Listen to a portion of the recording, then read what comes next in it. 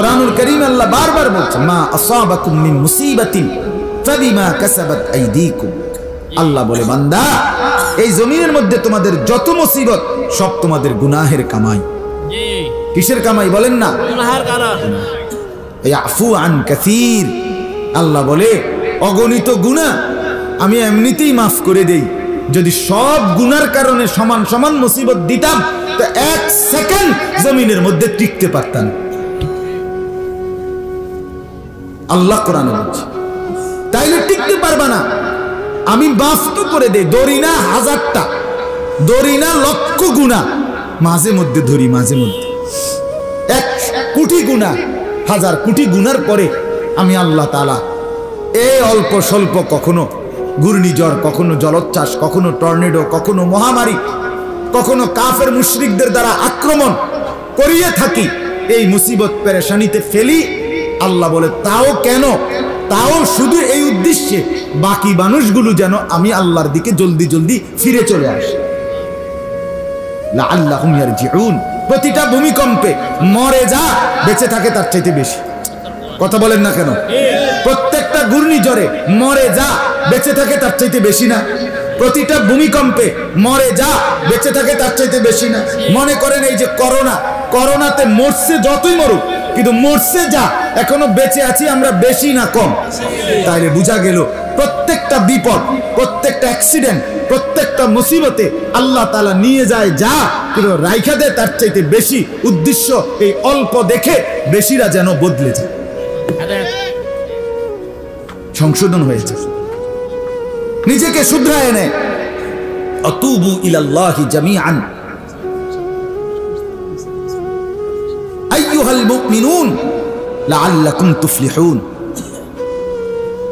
আল্লাহ তাআলা বলেন হে ঈমানদার মুমিন, তোমরা সবাই আমি আল্লাহর দিকে ফিরে আসো।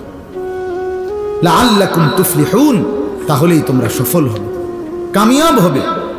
এজন্য আমি ধমকে হোক নরমে হোক শক্ত করেও বললাম, বাবা আপনারা মুরব্বীদের কাছে অনুরোধ, বাবারা অনুরোধ করছি, আপনারা আপনাদের জিন্দিগির হিসাব মিলান। আপনার স্ত্রীর নামাজ, আপনার ছেলে মেয়ের নামাজ, আপনার মেয়ের পবিত্রতা, আপনার মেয়ের চরিত্র, পর্দা পুশিদা, এটাই আপনার সংসার, এটাই আপনার সফলতা, এটাই আপনি কিছু করছেন। নয়তো শুধু খাট পালং আর সোফা, ফার্নিচার, নুনের বাড়ি, চায়ের কাপ, কাচের প্লেট, এগুলো পরবর্তী 20 বছর 10 বছরের মাথা কিচ্ছু থাকবে না, কিচ্ছু রাখবে না। 12 বছরের পরে আমার দাদার মৃত্যুর, আমার বড় জ্যাঠারে আমি বলছিলাম, জ্যাঠা আমার দাদা মারা গেছে 12 বছর হয়, আমার দাদার কোনো স্মৃতি আমনের ঘরে আসেনি, একটা নুনের বাড়ি। আমার জ্যাঠা বলছিল, কাইদা দিছিল যে না ভাতিজা, আমার জ্যাঠা এখনো বাইচা আছে, না ভাতিজা তোমারে দেখাইবার মতো তোমার দাদার কোনো স্মৃতি আমার ঘরে নাই। এর নাম দুনিয়া। এর নাম কি? দুনিয়া। এই সোফা যদি 1 কোটি টাকা দিয়েও বানায়, 1 লক্ষ না 10 লাখ টাকা দিয়েও বানায়, পরবর্তী 20 বছরের ব্যবধানে ফ্যামিলির সদস্যরা এটা ফেলে দিবে, বলবে ইডিয়ন চলে না। আরে তোর দাদায় বানাইছে, তোর বাপে কষ্ট করে বানায়, আর রাত বাপে বানাইলে বানাইছে, ইতানন চলে না, আমি দিকে হালাই রাখুন। এর নাম দুনিয়া। এই জন্য বাবাদের কাছে বললাম, নিজেদের স্ত্রী, নিজেদের ছেলে, নিজেদের মেয়ের সেজদার ফিকির করেন, এটা স্থায়ী। নামাজের ফিকির করেন, কোরআন তেলাওয়াতের ফিকির করেন, ওযু গোসলের ফিকির করেন, চেহারা সুরত পবিত্রতার ফিকির করেন, পর্দা পুশিদার ফিকির করেন। নারীর পর্দা এটা স্থায়ী, জান্নাত পর্যন্ত পৌঁছবে। আমার আপনার সেজদা এটা স্থায়ী, এটা আমাকে জান্নাত পর্যন্ত পৌঁছাবে। এটা মরবে না, এটা শেষ হবে না, এটা নষ্ট হবে না। আল্লাহ তাআলা কোরআনে বলছে ওয়াল বাকিয়াতুস সালিহাত, বাকি থাকবে শুধুই নেক আমল, নেক আমল। অতএব দয়া করে আজকে রাতে আপনাদের কাছে অনুরোধ করলাম, যতগুলো ছেলে তোমরা বসছো ভাইয়া, লজ্জার বিষয় না, আমি বলছি এতে লজ্জার কিচ্ছু না। তুমি ভাবো, তুমি তোমার উপরে দয়া করো, তুমি নামাজ পড়ো, যাদের চেহারা সুরত এলোমেলো সুন্দর করো, মুসলমানের মতো সাজো। কেন কাফের? আমাদের আল্লাহ আছে, আমাদের রসুল আছে, আমাদের একটা কোরআন আছে, আমাদের রসুলের হাদিস সুন্নাত আছে, আমাদের ধর্ম আছে। আমাদের বাপ আছে, মা আছে, বংশ আছে, দেশ আছে, জাতি আছে, সমাজ আছে, ইজ্জত আছে, সম্মান আছে। আমি কেন কাফের, বেঈমান, ইহুদি, খ্রিস্টান ওই নাফরমানদের মতো হতে যাব? কেন যাব মিয়া? সিনেমার নায়িকারা খুশিতে নাই, টেলিভিশনের নায়করা খুশিতে নাই, রাস্তার নর্তকী খুশিতে নাই, ইউরোপ আমেরিকার মানুষের ব্যক্তি জীবন আনন্দে নাই। তুমি খবর নাও। ধোকা, এই হাসি ধোকা, এই অভিনয় ধোকা, এই চাকচিক্য ধোকা বন্ধু, ধোকা ধোকা। রূপ যৌবন আর মানুষকে শরীর প্রদর্শন, অশ্লীলতা, এটা ধোকা।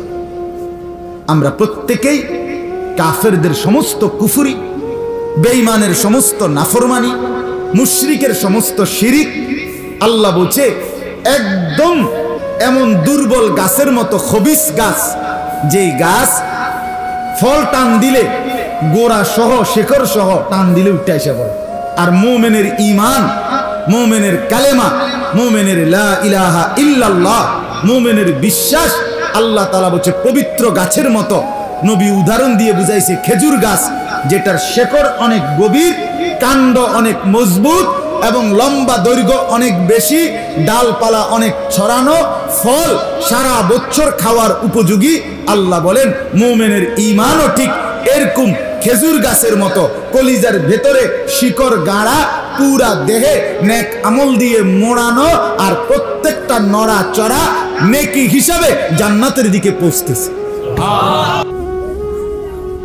আল্লাহ তাআলা এখানে বলছে, এইবার শুনেন তরজমা, তাইলে কথা শেষ। আমি এটা বুঝাই বললাম সংক্ষেপে। এখানে আল্লাহ, আমি যে আয়াতগুলো পড়ছি, এই আয়াতগুলোতে আল্লাহ তাআলা এই কথাটাই বলছে। 13 নম্বর পারা, 14 নম্বর সূরা, সূরা ইব্রাহিম। এই সূরার 24 নম্বর আয়াত থেকে আমি পড়ছি। দেখেন আল্লাহ তাআলা বলেন, আলাম তারা কাইফা দরাবাল্লাহু মাসালান। আল্লাহ বলে, হে নবী, আপনি দেখলেন আমি আল্লাহ কেমন সুন্দর দৃষ্টান্ত, উপমা, উদাহরণ দিলাম। আল্লাহ বলে, আমি উদাহরণ দিয়ে বুঝাচ্ছি আপনাকে। কি? কালিমাতান তাইয়্যিবাতান কাশাজারাতিন তাইয়্যিবা। এক মুমিনের কালেমায়ে তাইয়্যিবা। কালেমায়ে তাইয়্যিবা কি কন্ত?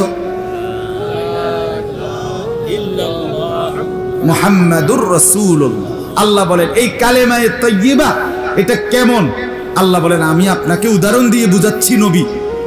এটা হলো কাশাজারাতিন তাইয়্যিবা, এটা হলো একটি পবিত্র গাছের মতো। মুমিনের কালেমা, মুমিনের ঈমান কেমন পবিত্র গাছ?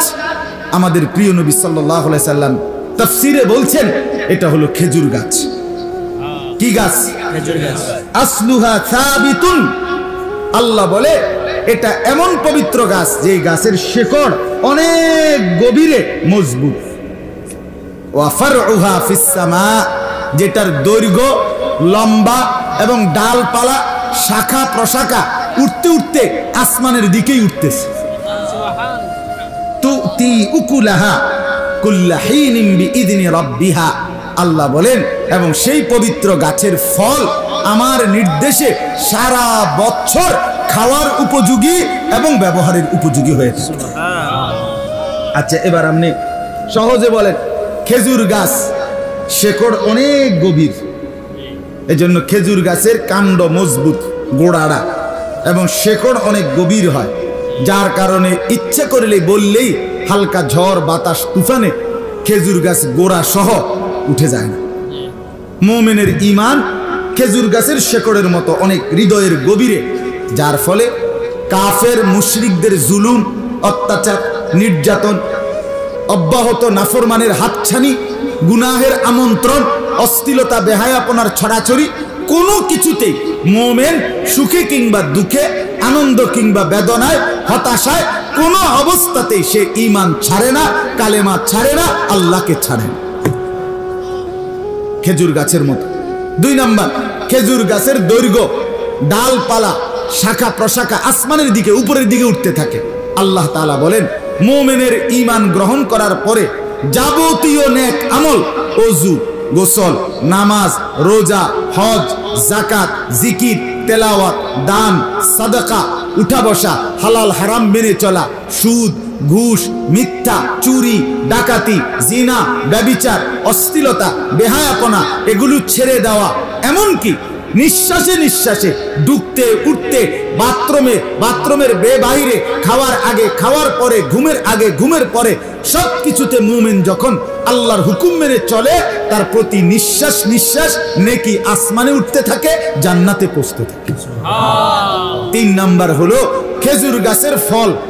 আপনারাও জানেন খেজুরই একমাত্র গাছ যে গাছের ফল মানে খেজুর সারা বছর শীত গরম রোদ বৃষ্টি বান তুফান সর্বসময় খাওয়ার উপযোগী, সারা বছর খানা হয় কিনা বলে।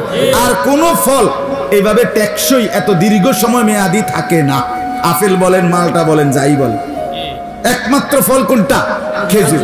আল্লাহ তাআলা ঠিক এটা বলছে, খেজুরের ফল খেজুর এটা যেমন সবসময় ব্যবহার উপযোগী, মোমেনের 24 ঘন্টা পুরা হায়াত 1 মিনিটও বাদ যায় না। মোমেন হাসলেও নেকি, কাঁদলেও নেকি, উঠলেও নেকি, বসলেও নেকি, শুইলেও নেকি। মোমেনের পুরা হায়াত কামে লাগে।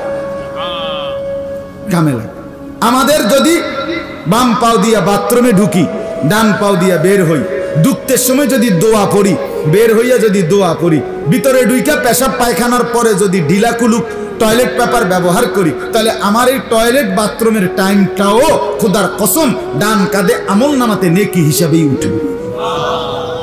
আমি যদি ডান দিকে কাত হয়ে ঘুমাই, আমি যদি বিসমিল্লাহ পড়ে ঘুমাই, আমি যদি 3 তাসবিহ পড়ে ঘুমাই, আমি যদি ঘুমের দোয়া আল্লাহুম্মা বিসমিকা আমুতু ওয়া আহইয়া এটা পড়ে ঘুমাই, তাইলে উঠা পর্যন্ত যদি 6 ঘন্টাও ঘুমাই, আমার উঠার পরে এই পুরাটা সময় আমার 6 ঘন্টায় ডান কাঁধে আমল নামা নেকি হিসাবে উঠে। তাহলে মুমিনের আমল, মুমিনের নড়াচড়া সারাক্ষণ ফল দেয়, মানে নেকি দেয়। আল্লাহ তাআলা বলেন তাহলে খেজুর গাছ যেরকম মুমিনের ঈমান সেরকম। সুবহানাল্লাহ। ওয়া ইয়াদরিবুল্লাহুল আমসালা লিন-নাসি লাআল্লাহুম ইয়াতাযাক্কারুন। আল্লাহ বলেন আমি আল্লাহ নিজে বন্ধু মুমিনের ঈমান, মুমিনের কালেমা উদাহরণ দিয়ে বুঝাইলাম যেন আমার বান্দা মানুষগুলো উপদেশ গ্রহণ করতে পারে। এবার আসেন শেষ। ওয়া মাসালু কালিমাতিন খাবিসাতিন কাশাজারাতিন খাবিসা খাবিসাতিন ইজতুসাত মিন ফাওকিল আরদি মা লাহা মিন কারার। এটা এমনি বুঝেন, সবাই চিনবেন না। বাকি জঙ্গলে একটা গাছ আছে, দেখতে মালটা বা আপেলের মতো লাল হয়, মাকাল ফল, হানজাল আরবিতে বল। এটা গাছ হয় ছোট ছোট, আপনার ফল সুন্দর দেখতে, খুব চমৎকার ফলটা, কিন্তু ভেতরটা একদম তিতা, দুর্গন্ধ, বিস্বাদ। এটা এমন এক ফল গাছ যেটা ফল সহ টান দিলে গাছের গোড়া সহ উঠতে গেল, মানে গাছের গোড়াটা শেকড় মাটির গভীরে না, সামান্য কদ্দুর মাটির তলে, ফল টান দিলে গাছ শুদ্ধা, গোড়া শুদ্ধা উঠতে গেল। আচ্ছা, আপনি এত কিছু না বুঝা একবার সহজ বুঝার লেগে শুধু উদাহরণ ধরুন, বুঝার জন্য আমি বলতেছি। আমগো দেশের আলু ক্ষেত, আলু আলু এই আলুর যে ফলটা, এটা আলু, এইটা গাছ আর এই যে গোড়া শিকড়, এইটা টান দিলে আলু ধরা গোড়া সহ গাছ সহ শিকড় সহ টানের লগে উঠতে এলায়, ঠিক কিনা বলেন? এই আল্লাহ বলেন সমস্ত কাফের, বেঈমান, মুশরিক, মুনাফিক, নাস্তিক, মুরতাদ, নাফরমানদের যত কথা, যত হুঙ্কার, যত হাম্বিতম্বি, সব কিছু খবিস কালেমা ওই কাশাজারাতিন খাবিসা, ওই খবিস গাছের মতো, যেই গাছ উজতুসাত মিন ফাওকিল আরদি মা লাহা মিন কারার, যেটার শিকড় গভীরে নাই, টান দিলে শিকড় সহ পুরাটাই উঠে সরে যায়, পড়ে যায়, চলে যায়, এক বিন্দু স্থায়ী হয় না। আল্লাহ বলে কাফেরদের সমস্ত কিছু এরকম দুর্বল, ভঙ্গুর, ক্ষণস্থায়ী, শিকড় সহ একদম শেষ। এই জন্য আজকে এটা মনে রাখতে হবে, ১৫০০ বছর ধরে ইসলামের উপরে, মুসলমানদের উপরে, মুমিনদের উপরে হাজারো কিসিমের কাফেরদের জুলুম, অত্যাচার, নির্যাতন হয়েছে, একটা দুইটা না। কিন্তু খোদার কসম, আজ পর্যন্ত যত কাফের যতখানে ইসলামের বিরুদ্ধে দাঁড়াইছে, শেষ পর্যন্ত সময়ের ব্যবধানে তারা সবাই ধ্বংস হয়েছে। ইসলাম এবং মুসলমান আজও আছে, আছে কিনা বলেন না কেন? সন্দেহ না। সেই আবু জেহেল, আবু লাহাব, উতবা, সাইবা, হ্যাঁ মক্কার বড় বড় সর্দার এগুলো মনে করছিল আমরা যারা সর্দার মাতব্বর আমরাই যদি কালেমা না পড়ি চাই মোহাম্মদ দেখুন তো কদ্দুর আগায়। আচ্ছা দেখুন তো ওটা কি উল্টায়। আল্লাহ তাআলা হচ্ছে ছাইয়া দাও দেখো কি হয়। আল্লাহ তাআলা ঠিকই 13 বছর মক্কায় কাটাইয়া নবী গেলেন মদিনায়। 8 বছরের মাথায় এই 13 আর 8-এ 21 বছরের মাথায় মক্কা মদিনা সহ আরব রাসূলুল্লাহ সাল্লাল্লাহু আলাইহি সাল্লামের কদমে বিজয় হয়ে গেছে। ওই কাফের আর বেঈমান ওরা ঠিকই জাহান্নামী হইছে, তোমাগো মতো অপদার্থরে লাগে নাই। আল্লাহ ইসলাম ঠিকই ইমানদার দিয়া বিজয় করায় দিয়েছে। এই থেকে নিয়ে এই পর্যন্ত সর্বযুগে ভাইয়া আমি এটা সবসময় বলি, ছেলেরা তুমি যদি মুমিন না হও, তুমি যদি আল্লাহকে না ডাকো, বাবারা আপনাদেরকেও বলি আল্লাহকে যদি না ডাকেন, নিজের ঈমান আমল যদি সুন্দর না করেন, খোদার কসম আমনের কারণে ইসলাম হেরে যাবে না। আল্লাহ তাআলা ইসলাম টিকাবেই, বাঁচাবেই, ঈমানের বিজয় হবেই, মুসলমানের বিজয় হবেই। কিন্তু দুর্ভাগ্য বদনসিব আমনে কামে লাগলেন না। আমরা অনেক সময় বলি দেখবেন হুজুররা যে মসজিদের কাম মাদ্রাসার কাম সব সময় হুজুররা একটা কথা বলে দেখেন যে শুরু করলে আল্লাহর রহমতে একদিন না একদিন শেষ হইয়া যায়, কিন্তু দেখার বিষয় হলো আমনের টেয়া কামে লাগছে না। আমনের টাকা হয়তো লাগছে না আর কি, কিন্তু মসজিদ কি হয়ে গেছে। ইসলাম টিকবে, মুসলমান জিতবে, কাফের হারবে, কারণ আল্লাহ নিজে বলছে মা লাহা মিন কারার। এর অর্থ হলো কাফেরের কোনো কিছুর স্থায়িত্ব নাই, টেকসই না, শেকড় নাই, শেকড় নাই, শেকড় নাই, শেকড় নাই। 190 বছর ব্রিটিশ এই উপমহাদেশে মুসলমানদের উপরে জুলুম করছে। 190 বছর পরে হলেও চলে যেতে বাধ্য হয়েছে ইউরোপে, ইংল্যান্ডে। আজকে এই ভারতীয় উপমহাদেশে ইসলাম এবং মুসলমান আজও আছে, আছে কিনা বলেন? আছে। এই পৃথিবীতে একজন দুর্ধর্ষ কাফের ছিল চেঙ্গিস খান, মঙ্গল সাম্রাজ্যের তাতারি। সে বলছিল সে 15 দিনে ইরাকের বাগদাদে, তখন মুসলমানদের রাজধানী ছিল খেলাফত, 15 দিনে 45 লক্ষ মুসলমান, 45 লাখ মুসলমান শহীদ করছে। সে বলছিল যে আটলান্টিক মহাসাগরের ওই পারেও যদি একজন মুসলমান থাকে, আমি তাকে হত্যা না করা পর্যন্ত থামব না। এরকম দুর্ধর্ষ ছিল। আল্লাহ তাআলা ফয়সালা, সেই বেঈমান পৃথিবীতে হেরে গেছে, তাদের আর নাম নিশানাও এখন নাই, কিন্তু মুসলমান ইসলাম এখনো আছে, আছে কিনা বলে? এই সোভিয়েত ইউনিয়ন, এই এখন যেটা কয় রাশিয়া, আগে এটারে সোভিয়েত ইউনিয়ন কইতো, অন নাই। সোভিয়েত ইউনিয়ন 1920 খ্রিস্টাব্দের আগে যখন প্রতিষ্ঠিত হয়, তখন আপনার একটানা 70 বছর এই সোভিয়েত ইউনিয়ন 16টা রাষ্ট্র মিলে একসাথে ছিল। তারা একটি মসজিদ, মাদ্রাসা, আজান, আরবি নাম, মুসলমানের কোনো শব্দ চিহ্ন মুছে দিছিল। এবং আমরা পরিষ্কার ইতিহাসে পড়ছি, এই সোভিয়েত ইউনিয়নের সবচেয়ে বড় নেতা লেনিন, সে সরাসরি প্রকাশ্য এরকম জনসভায় কোটি মানুষের সামনে দাঁড়াইয়া বলছে যে মুসলমানদের আল্লাহকে আমাদের এই সোভিয়েত ইউনিয়নের সীমানা থেকে গুড বাই, সে যেন না আসে, আর আমরা লাগতো না এবারে। 70 বছরের ব্যবধানে ওই বেঈমানরা হেরে গেছে পৃথিবীতে। এখন আর সোভিয়েত ইউনিয়ন বলতে পৃথিবীতে কিচ্ছু নাই, টুকরা টুকরা হয়ে গেছে, টুকরা টুকরা। কিন্তু মুসলমান আজও আছে, আছে কিনা বলেন না? এই আজকের ইউরোপীয় ইউনিয়ন এগুলো থাকবে না, কোনো সন্দেহ নাই, ইনশাআল্লাহ, কোনো সন্দেহ না।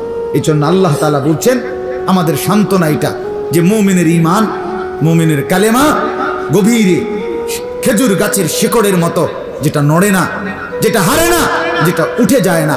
আর কাফেরের কুফরি, তাদের কথা, বিশ্বাস, চিন্তা, চেতনা, এটা শিকড় ছাড়া আপনার এরকম দুর্বল গাছের মতো। অতএব আল্লাহ তাআলা যদি আমাদেরকে বুঝ দেয়, আমরা যদি ঈমানের উপরে থাকি, ইসলামের উপরে থাকি, ইনশাআল্লাহ বিজয় আমাদের। বিজয় কার? জিতবে মুসলমান, জিতবে মুজাহিদিন, জিতবে ফিলিস্তিন। বলেন জিতবে কে? মুসলমান। জিতবে মুজাহিদিন, বলেন মুজাহিদিন। জিতবে ফিলিস্তিন ইনশাআল্লাহ, কোনো সন্দেহ। যুবক, আমি আবারও বলছি, হয়তো তুমি কামে লাগবে না আর কি, কিন্তু ঠিকই উপযুক্ত লোক, উপযুক্ত মুমিন, উপযুক্ত সাহসী মুজাহিদ আল্লাহ তৈরি করবে। ঈমান বাজি রাখবে, জান বাজি রাখবে, এমন সন্তান যুগে যুগে তৈরি হবে। এই জন্য আমরা এতটুকু বললাম। আল্লাহ তাআলা আমাদেরকে বুঝ দান করেন।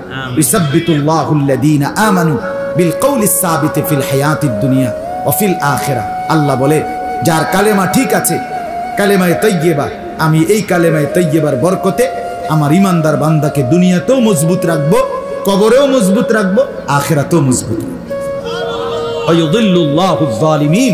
আর আমি আল্লাহ যারা জালেম, যারা পাপী, যারা নাফরমান, যারা বেঈমান, আমি সর্বসময় তাদেরকে পথভ্রষ্ট করে দেব। ওয়ায়াফআলুল্লাহু মা ইয়াশা। আমি যখন যা ইচ্ছে করি তাই করতে পারি, আমি যা চাই তাই করি। অতএব আল্লাহ থেকে বাদ দিয়ে নিজের শান্তি, নিরাপত্তা, স্বস্তি মিলবে না। ঠিক আছে না ইনশাআল্লাহ? আমি অনুরোধ করলাম আপনাদের কাছে, আপনারা প্রত্যেকে আপনারা আপনাদের স্ত্রী, ছেলে মেয়ে এবং নিজের জীবন ইসলামের আলোকে, মুরব্বীরা আপনারা যারা বয়স্ক মানুষ, আপনারা চা দোয়ানে আড্ডা দিয়েন, আপনি বিড়ি সিগারেট খাইয়েন না। 60 বছর 70 বছরের বুড়ো মানুষ এখনো যদি বিড়ি সিগারেট খান, এটা অসভ্যতা, এটা একেবারে নোংরা অভ্যাস। আপনি যে বেশরম এটার প্রমাণ, এটা প্রমাণ। কারণ 60 বছরও যেই লোকটা বিড়িখানা ছাড়ছে না, এবারে কবরের ফিকির কোথায়, এবারে মৃত্যুর ফিকির কোথায়? 60 বছর বয়সে এখনো যে লোকটা কথা বললে গালি ছাড়া কথা বলে না, এই লোকটা এই অসভ্যতা ছাড়বে কখন? 60 বছর বয়সেও যে বুড়ো চাচা এখনো চা দোকানে বসে রঙিন টেলিভিশনে রাক্ষসের মতো নাচ গান, সিনেমা, নর্তকী দেখে, এই এবড়া মরব কোন দিন, এবড়া কবরের আযাব থেকে বাঁচবে কোন দিন বলে? অতএব দয়া করে মুরব্বীরা, বাকিটা হায়াত যারা আছেন তাসবিহ পড়েন। আজকে মাগরিবের পরে আমি যেই মসজিদে নামাজ পড়ছি, মসজিদে আমি সুন্নত পড়ার পরে আরো নফল নামাজ পড়ছি 2 রাকাত। তো সবাই বেরিয়ে গেছে, দেখছি 2টা মুরব্বী বুড়া মানুষ আপনার এই তাসবিহ পড়তেছে। এত ভালো লাগছে, আমি তাকাইয়া বসা বসা অনেকক্ষণ দেখছি 2জন মুরব্বী বুড়া মানুষ এক কোণাত বসা বসা তাসবিহ পড়তেছে, চেহারা নূর ভাসতেছে। পরে আমি পাশের ঘরে আমার নেওয়ার পরে ওরা আমার জন্য নাস্তা দিছে অনেক কিছু, আমি নিজে রুটি গোশত দিয়া মিশাইয়া আমার লগের হারে মুরব্বী করে দিয়াও মসজিদে আল্লাহর বান্দা আল্লাহরে ডাকতেছে। এই আজকে মাগরিবে তো বুঝাইতে চাইলাম, বয়স্ক মানুষের এটা সুযোগ, আল্লাহ হায়াত দিছে। আল্লাহ তাআলা বাকিটা হায়াত যেন আমরা তাসবিহ পড়ি, আল্লাহকে ডাকি, আল্লাহর দ্বীনের পথে থাকি। ঠিক আছে না ইনশাআল্লাহ? যুবক ছেলেদের কাছে আবারও অনুরোধ করছি, বাবা গুনার অভ্যাস ছেড়ে দাও, মোবাইলের আসক্তি ছেড়ে দাও। প্রতিবাদের অংশ হিসাবে আমার অনুরোধ, আমার একটা শেষ অনুরোধ আছে। এখানে অনেক মুরব্বী আছে, অনেক ওলামায়ে কেরাম আছে, আমি সত্যি দিল থেকে দোয়া করুন, আমার একটা আবেদন তোমরা রাখো। সেই আবেদনটা হলো, এটা সত্য যে ইসরায়েলের এই ইহুদিরা যারা আমাদের মুসলমানের মায়ের রক্তে জমিন ভাসায় ফেলছে, আমার ছোট্ট মাসুম ভাইয়ের অকাতরে রক্ত জমিন ভাসায় ফেলছে, এরা এত বড় জালেম মুসলমানের বাচ্চা কাচ্চাদেরকে, মুসলমানের লাশ, খোদার কসম সুস্থ। আরে বান্দা, আরে বন্ধু, আল্লাহ পাক 1 মিনিট সুস্থ না রাখলে তোমার আমার বাপের ক্ষমতা নাই সুস্থ থাকা। আমার আজকে 3 দিন এই চোখ উঠছে, বাম চোখ, চোখে ব্যথা, চোখ লাল হয়ে রয়েছে, দেখেন না, একটু পর পর ড্রপ দেয়। এই শুধু আপনার আজকে 3 দিনে সারাক্ষণ আমার কাছে অস্থিরতা মনে হয় যে আমার চোখে ব্যথা করতেছে। তাহলে এই সামান্য একটু চোখের ব্যথা, চোখ উঠছে, লাল হয়ে গেছে, এইটার যন্ত্রণাই আজকে 3টা দিন সারাক্ষণ মনে হয়। তাহলে আল্লাহ তাআলা আমাদেরকে যদি সুস্থ না রাখে, তাহলে আমাদের বেঁচে থাকার সার্বিক আনন্দ, শান্তি, স্বস্তি, নিরাপত্তা কোত্থেকে আসবে ভাইয়া? কোত্থেকে আসবে? অনেক ছেলে তোমরা এখানে বসছো, আমি তো একজন একজন করে চিনি, বলতে পারবো ইনশাআল্লাহ। অনেক ছেলে তোমাদের চেহারা দেখে বোঝা যায় 1 ওয়াক্ত নামাজ পড়ো না। মুসলমানের চেহারা এমন হয় না বন্ধু, মুমিনের চেহারা এমন হয় না। খুব বেশি দুনিয়া আমরা খুব বেশি ভোগ করছি না, এই ফাঙ্গাস তেলাপিয়া ইতান খুব স্বাদের কিছু না। ফার্মের মুরকার কক মুরকা, এই দুন্দুল করলা, ধনিয়া পাতা, কাঁচামরিচ, এই বাস। আর কি তা বেশি কি দুনিয়া? অতিরিক্ত খুব কিছু বনিয়া ভোগ করে ফেলছে দুনিয়া, খুব আশ্চর্য কিছু ভোগ করে ফেলছি আমরা। তাইলে আমরা কেন আমরা এমন করছি? আপনারা বাবারা একটা বারও ভাবতেছেন না ছেলে মেয়ের নামাজের দিকে? ছেড়ে দিছে স্বামী, ছেড়ে দিছে স্ত্রীকে, বেড়ি তোর মতো তুই চল। আশ্চর্য! আল্লাহ তাআলা আমাদেরকে বুঝ দান করে, আল্লাহ তাআলা আমাদের হৃদয়ে ফিকির দান করে। ছেলেদেরকে অনুরোধ করছি, বাপ তোমরা মুসলমানের সন্তান, তোমাদের জিন্দিগি মোবাইলের জন্য না বাপ, তোমরা এই খামখেয়ালির জিন্দিগি ছাড়ো, নাইলে এই নওজোয়ান ছেলেদের লাগাতার গুনাহ, অশ্লীলতা, বেহায়াপনা। বিশ্বাস করেন বাবাদেরকে বলি, চাচারা আল্লাহর কসম পুরা জাতি এটার মাসুল দিতে হবে। এই বেনামাজি সন্তানদের কারণে সারা দিন সারা রাত মোবাইলে ছবি দেখে, নাচ দেখে, উলঙ্গ দৃশ্য দেখে, এই বখাটে দুশ্চরিত্রের মতো চুল, জঙ্গলি কাফের বেঈমানের মতো চুল যাদের, এই সামনে পিছনে ডানে বামে বড়, এদের এই অব্যাহত পাপের কারণে শুধু এরা কষ্ট পাবে না, পুরা জাতি কষ্ট পাবে। এটাই বাস্তবতা। ওয়াত্তাকু ফিতনাতাল লা তুসিবান্নাল্লাযীনা যালামু মিনকুম খাসসা, কোরআনের স্পষ্ট আয়াত। আল্লাহ তাআলা বলছে, আমার বান্দারা, আমার দুনিয়ার শাস্তিকে ভয় করো। আমার দুনিয়ার শাস্তি এক রকম, আমার আখিরাতের শাস্তি আরেক রকম। আমি দুনিয়ার শাস্তি যখন দেই তখন শুধু জালেম পাপীকে দেই না, বরং অনুগত, অবাধ্য, নাফরমান, ফরমাবরদার উভয়কে আমি জমিনের মধ্যে শাস্তি দেই। আর আখিরাতে শুধু নেককারকে জান্নাত দেব, নাফরমানকে জাহান্নাম দেব, সেখানে আলাদা, কিন্তু এখানে সমানভাবে শেষ করি। এই জন্য কোথাও যদি ঘূর্ণিঝড় আসে, মহামারী আসে, টর্নেডো আসে, সাইক্লোন আসে, ভূমিকম্প আসে, কোথাও যদি কাফের মুশরিক কর্তৃক জুলুমের শিকার হয়, সেখানে নামাজিও মরে, বেনামাজিও মরে। মরে কিনা বলেন না কেন? নামাজি মরলো কেন? আল্লাহ বলেন এটা আমার নীতি, আমার দুনিয়ার নিয়ম একরকম, আখিরাতের নিয়ম আরেক রকম। এটা আল্লাহ বলে রাখছে। আখিরাতে এই জন্য আমরা প্রত্যেকে, আমি যখন ওই রোহিঙ্গা মুসলমানরা যারা নির্যাতিত হয়ে আমাদের বাংলাদেশে আসছিল, বলেন শুধু হুজুররা, শুধু পাঞ্জাবিওয়ালারা, আজকে ফিলিস্তিনের ভিতরে যে ইসরায়েলের ইহুদি বেঈমানদের দ্বারা মুসলমান নির্যাতিত হচ্ছে, এখানে শুধু হুজুররা মরতেছে না? তাইলে বাপ, তাহলে তুমি কিসের উপরে ভরসা করে আল্লাহকে ছেড়ে দিলা? ইহুদিদের উপরে ভরসা করে? তোমার এই চুল তো ইহুদিদের মতো। 100 বললাম আমি, কসম খোদার, এই সমাজের মুসলমানদের চুলের ব্যতিক্রম, যাদের চুল এই চতুর্দিকে বড়, ডানে বামে মাঝখানে অনেকগুলো চুল, পাখির বাসার মতো, ডানে বামে বড়, এই বিকট বিশ্রী চুল, কসম আল্লাহর, এগুলো ইসরায়েলের এই ইহুদি কুত্তাদের। মাথা নোয়াইলে দোস্ত দেখা যায়, হাসো না। হাসা মানে প্রতিবন্ধী। যে গুনাহের কথা বলার পরে হাসে সে প্রতিবন্ধী, বুঝছো ছেলে? এর দূর দিমাগ যার নড়ে না, বুঝে না, সে অসুস্থ, সে মানসিক রোগী। যে আল্লাহর নাফরমানি যাকে কি করে না, নড়ে না, কোনো লজ্জা বোধ আসে না। এই যে আসে, হে কিতা জানি খায় আর, অথচ হের চুল দেখেন। বাবা দাঁড়াও না, তুমি দাঁড়াও, সে দাঁড়াও, দাঁড়াও, দাঁড়াও মিয়া, দাঁড়াও, দাঁড়াও তো। আপনারা দেখেন তার বাবা কে, তার মা কোথায়, তার বংশ কোথায়, তার দেশ কি, তার জাতি কি? বলেন, তাকে জিজ্ঞেস করেন, বাপ তোর মাকে ভুলে গেলি, তোর বাবাকে ভুলে গেলি, তোর ধর্মকে ভুলে গেলি? আহা, এরম একজন? বলেন, এটা বুঝাইলাম আর কি। আমরা কি পরিমাণ হেরে গেছি, আমাদের পরাজয় কেন? মাত্র 92 লাখ, 1 কোটি না বাপ।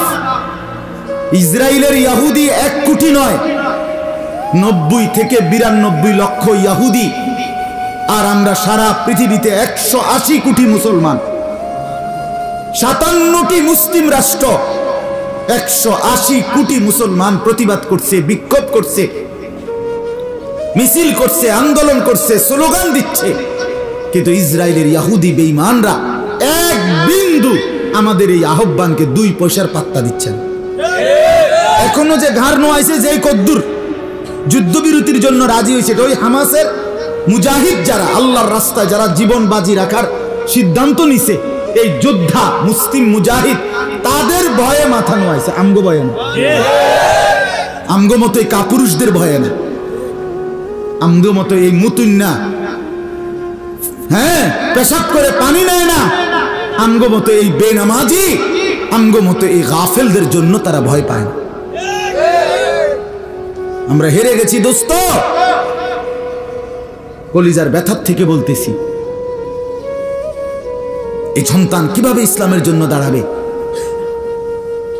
মুসলমানের এই সন্তান নিজের ঈমান কিভাবে বাঁচাবে? তোমরা বলো মিয়া, আগামী মুসিবত তোমাদের। বিশ্বাস করো বন্ধু, আমি আর কোনোদিন নাও আসলে না আসলাম, কিন্তু মনে রাখো এই বন্ধুর কথা, আগামীর সময়টা চূড়ান্ত সময়, যে সময়টা ঈমান রক্ষার সময়। তুমি মুমিন থাকবা কিনা এটা প্রমাণ করার টাইম সামনে। এই পৃথিবীর এই গোলযোগের ভিতর দিয়েই দাজ্জাল বের হবে,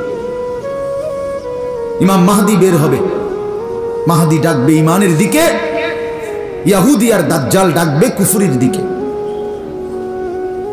তখন যাদের চেহারা, সুরত, চলা ফেরা, আমল, আখলাক আর ঈমান আমলের উপরে থাকবে না বিশ্বাস, তারা হেরে যাবে, তারা দুশমনের দলভুক্ত হয়ে যাবে। আল্লাহ রাসূল সাল্লাল্লাহু আলাইহি সাল্লাম বলছেন, দাজ্জাল যখন বের হবে 40 দিনের মধ্যে মক্কা মদিনা ছাড়া কোটি কোটি মুসলমান সারা পৃথিবীতে ঈমানদার, কোটি কোটি মুমিন দাজ্জালকে খোদা মেনে দাজ্জালের অন্তর্ভুক্ত হয়ে যায়। আল্লাহ কসম, এটা হাদিস। রাসূলুল্লাহ সাল্লাল্লাহু আলাইহি সাল্লাম বলেন, দাজ্জালের মূল সঙ্গী 70,000 ইহুদি, 70,000 ইহুদি। নবীজি বলছেন 24 ঘন্টা দাজ্জালের সাথে থাকবে।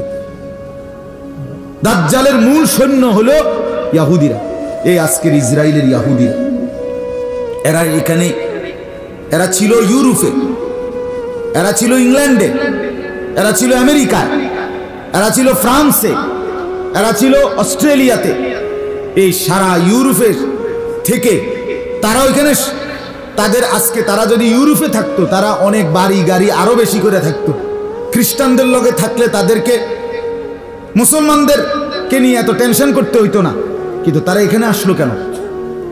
ইহুদিরা এখানে আসলো কেন? বিশ্বাস করো ভাইয়া, তাদের আকীদা, বিশ্বাস, শেষ জামানার দাজ্জাল এইখানেই বের হবে, ফিলিস্তিনে, জেরুজালেমে। এটা তাদের বিশ্বাস। এই জন্য তাদের আকীদা হলো দাজ্জাল, তারা বলে মাসিহ, আমরা বলি দাজ্জাল। তারা বলে আমাদের এই মাসিহ আসবে ত্রাণকর্তা, উনি এসে এই জেরুজালেম থেকে আমাদের ইহুদিদেরকে নিয়ে সারা বিশ্ব শাসন করবে। এই হলো ইহুদিদের আকীদা। ইহুদিদের খোদার কসম আকীদা, পৃথিবীর মাটিতে একটি মুসলমান বাঁচতে দিবে না, এটা হলো তাদের বিশ্বাস। এরা ফিলিস্তিনের মুসলমানের বিরুদ্ধে যুদ্ধ করছে না, এরা আমাদের 180 কোটি মুসলমানের বিরুদ্ধে যুদ্ধ করছে। এরা শুধু এই কয়জন মানুষ মারা টার্গেট না, এরা গোটা পৃথিবী মুসলমান শূন্য করা, এটা তাদের সিদ্ধান্ত, এটা টার্গেট। তুমি বাঁচবা কেমনে? তোমার ছোট্ট ভাইটা বাঁচবে কেমনে? কথা বলেন। অনেকের ঘরে ছোট ভাই আছে না, ছোট বোন আছে না, তো 2 বছরের বোনটা বাঁচবে কিভাবে? 2 বছরের ভাইটা বাঁচবে কিভাবে? 7 বছরের সন্তানটা বাঁচবে কিভাবে? আগামী দিনে 7 লক্ষ শিশু, ফিলিস্তিনের মধ্যে পত্রিকার রিপোর্ট, 7 লাখ বাচ্চা জানে না তারা কোথায় আশ্রয় নিবে। তাদের মাও নাই, বাবাও নাই, শহীদ হয়ে গেছে। প্রিয় বন্ধু, কার টাকা নষ্ট করতেছে? হ্যাঁ, এই চুল কাটতে গিয়ে যে 300 টাকা খরচ করছো, এটা কি মাটির তলের থেকে বের হইছে? তোমার বাবার ঘামের টাকা, তোমার ভাইয়ের ঘামের টাকা। প্রত্যেকটা টাকা উপার্জন করতে যে 2 আঙ্গুলে মোবাইল টিপ্পা শেষ করে লাইতেছ, প্রতিটা টাকা উপার্জনের পিছনে মাথার ঘাম আছে, কপালের ঘাম আছে, ঘাম জড়ানো, ঘাম মিশা টাকা। সেই টাকা তুমি 2 আঙ্গুলে এভাবে নষ্ট করে দিচ্ছ, ফালতু কাজে নষ্ট করে দিচ্ছ, বন্ধুদের আড্ডায় শেষ করে। আমার কাছে সেদিন এক ছেলে আসছে, এক যুবক, সে বলতেছে, হুজুর 1 বছরে বন্ধুদের আড্ডায় 45 লক্ষ টাকা খরচ করছে। বাবা এমন কান্দা কানতেছে বৈশা আসে আমার কাছে। পরে আমি বললাম, কয় যে হুজুর আমি আজকে আসছি কেন? আমি বললাম, তো আমার কাছে আসছেন কেন? তো আমার লাকসামের একজন খুব মহব্বতের এক ভাই, ওনার কাছে সে যুবক গিয়া বলছে যে ভাই, আমার এমন একজন কারোর লোকে কদ্দুর বসবার সুযোগ দেন যে আমার দিলটা একটু শান্ত হয়। আমি সব উড়াই এলাইছি বন্ধুদের জন্য, কিন্তু আমার কলিজার মধ্যে কোনো তৃপ্তি পাচ্ছি না। তখন ওনারে আমার কাছে নিয়ে পর আমি সারাদিন আমার লগে রাখছি, গাড়িতে মাহফিলে নিয়ে গেছি, আমার সাথে খাওয়াইছি রাত্রে, তো গিয়ে রাত্রে বিদায় নিছি। তো বলতেছে যে হুজুর সুখ তো পেলাম বন্ধু, আমার এই জন্য গুনাহ আল্লাহর নাফরমানি সুখ দেয় না, নিরাপত্তা হারিয়ে যাবে আমাদের, আমরা নিরাপত্তা শূন্য হয়ে যাব। আমাদের চতুর্দিকেও 130 কোটি কাফের, আমাদের কাঁটাতারের বেড়ার ওই পাশে 1 ইঞ্চি জায়গা বাংলাদেশের চতুর্দিকে কোনো মুসলিম রাষ্ট্রের বর্ডার নেই, আছে? তাহলে আমরা নিরাপদ ভাবছি কেন? এটা দল না, এটা বাংলাদেশের 2টা দল 3টা দলের 4টা দলের ধাক্কাধাক্কি না, এটা মুসলমানের অস্তিত্বের প্রশ্ন, আমার ইমানের প্রশ্ন। এটা মার্কা না দোস্ত, এটা আমার ইমান। আমার ইমান খোদার কসম আমার মূল পুঁজি, আমার স্ত্রীর মূল পুঁজি, আমার ছেলেটার মূল পুঁজি, আমার মেয়েটার মূল পুঁজি। ইমান যদি শেকড় গভীর না হয়, ইমান যদি কলিজার ভিতরে গিয়া না বসে, ইমান যদি গভীর না হয়, আমার আল্লাহর সাথে আমার সম্পর্ক হবে এমন ঝড় কিংবা তুফান, রোদ কিংবা বৃষ্টি, আলো কিংবা অন্ধকার, জুলুম কিংবা নির্যাতন, অত্যাচার কিংবা অবিচার, কাফের, মুশরিক, ইহুদি, খ্রিস্টান, নাস্তিক, মুরতাদ, হিন্দু, বৌদ্ধ, যে যখন আমার উপরে জুলুম করে, আমি আমার সব দেব, কিন্তু আমার ইমান হারাবো না, আল্লাহকে হারাবো না। এরকম ইমান দরকার, নয়তো টিকে থাকা বড় কঠিন হবে। দোস্ত খামখেয়ালি করলেই তো, আল্লাহ ভালো রাখছে দেখে এখনো ভালো আছো। হ্যাঁ, 23 লক্ষ মুসলমান ঘর হারা। ফিলিস্তিনের গাজা উপত্যকায় যেখানে হামলা করছে, 23 লক্ষ মুসলমানের বসবাস ছিল। একটি মুসলমানের একটি ঘর, এই বিল্ডিং, এই টাইলস, এই সবই তো তাদেরও ছিল না? আজ কিচ্ছু নেই। এটা নূহ নবীর কাহিনী না এই জমানা? এটা গল্প বলতেছি না রানিং ঘটনা? তুমি কি মনে করছো ভাইয়া, তোমার বাপের ক্ষমতায় তুমি টিকে আছো না? তোমার এই মাস্তানি, তোমার এই চুল নিয়া বাহার, তোমার এই মোবাইলের কারণে তুমি টিকে রয়েছো না? সমবয়সী বন্ধুদেরকে নিয়ে টিকে আছে না? না, আল্লাহ দয়া করে যাকে যতক্ষণ ভালো রাখছে এর বরকতে ভালো রাখছে। আমি একটা ছোট্ট হিসাব বলি, আমার এই হিসাবটা শুনেন। 1948 সালে 14ই মে ইসরায়েলে ইহুদিরা মুসলমান ফিলিস্তিনে অন্যায়ভাবে জবরদখল করে রাষ্ট্র গঠন করছে। সেই থেকে আজকে 75 বছর মুসলমানরা ওই অঞ্চলে যুদ্ধ করছে, রক্ত দিচ্ছে, কাফেরদের জুলুমের শিকার হচ্ছে। কয় বছর? 75 বছর। 1 2 নাম্বার, 1947 সালে ব্রিটিশ যখন চলে যায়, তখন কাশ্মীর একটা অঞ্চল আছে ইন্ডিয়ার পাশে প্রদেশ, ওইখানের সংখ্যাগরিষ্ঠ মানুষ মুসলমান, তারা একাংশ ইন্ডিয়ার কাছ থেকে স্বাধীনতা চাচ্ছে যে আমরা আলাদা দেশ গঠন করব। কাশ্মীর মুসলমানরা আজকে 76 বছর এক টানা তারা শহীদ হচ্ছে, রক্ত দিচ্ছে, জিহাদ করছে, জীবন দিচ্ছে। খোদার কসম, এখনো স্বাধীনতা পায় নাই, এখনো রক্তই ঝরছে, এখনো নিরাপত্তা পায় না। 3, 1964 ইংরেজিতে সর্বপ্রথম এই মিয়ানমার বার্মাতে আপনার আর্মি সরকার, সামরিক সরকার ক্ষমতা দখল করছে। বার্মা, এই যেটার নাম এখন মিয়ানমার, আগে বার্মা ছিল। সেই 64 ইংরেজিতে ক্ষমতা দখল করার পর সামরিক সরকার রোহিঙ্গা মুসলমানদের উপরে জুলুম শুরু করছে। এই আরাকানের আজকে 59 বছর এক টানা রোহিঙ্গা মুসলমানরা নির্যাতিত, রক্ত দিচ্ছে, জীবন দিচ্ছে, শহীদ হচ্ছে, এখনো তারা তাদের মাটির অধিকার পায়নি। আমার বন্ধু, এবার আমি শুধু একটা হিসাব বলি ছেলেরা তোমাদেরকে, বাবারা আপনাদেরকে। আমার বয়স, আমি 1981 সনে জন্মগ্রহণ করছি, অক্টোবর মাসের 25 কিংবা 26 তারিখ। সেই থেকে আমার 2023 পর্যন্ত এখন 42 বছর রানিং। তাহলে আমার বয়স কত চলতেছে? 42। এখন আমি কল্পনা করেন, আমি আমাকে কল্পনা করি, আমি ফিলিস্তিনের সন্তান। তাহলে ফিলিস্তিন রক্ত দিচ্ছে আজকে 75 বছর। আমি ফিলিস্তিনের যদি সন্তান বেঁচে থাকতাম, তাহলে আজ 42 বছর যাবৎ আমি কোনো সুখ দেখিনি।